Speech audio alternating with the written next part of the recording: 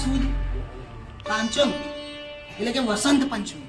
આજનો વસંત પંચમીનો પવિત્ર તહેવાર છે. વસંત પંચમી એટલે મા સરસ્વતીનો પ્રાદુર્ભાવ દિવસ.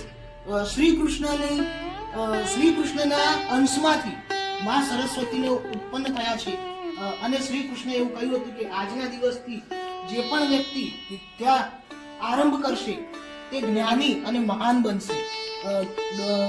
બુદ્ધિશાળી તો હોય છે, પરંતુ જેની અંદર ઓછી બુદ્ધિ હોય છે એના પર પણ જો મા સરસ્વતીની કૃપા થાય ને તે બુદ્ધિશાળી બની શકે છે.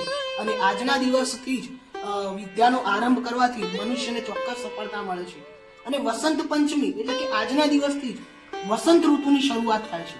વસંત ઋતુ એટલે કે જ્યારે પાનખર ઋતુ પૂરી થાય, જ્યારે પ્રકૃતિના વૃક્ષના પાંદડા જ્યારે ખરી પડે છે એને આપણે પાનખર કહીએ છીએ.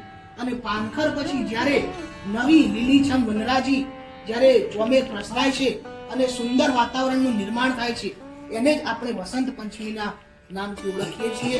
તો આજ રોજ વસંત પંચમીના શુભ દિને એક સારસ્વત તરીકે મા સરસ્વતીના ચરણોમાં કોટી કોટી વંદન કરું છું, પ્રણામ કરું છું.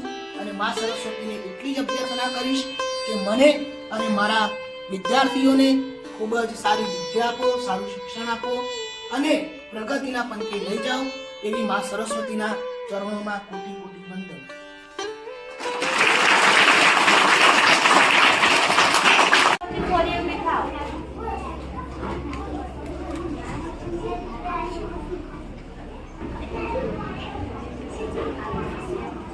નીચે આવી જાઉં.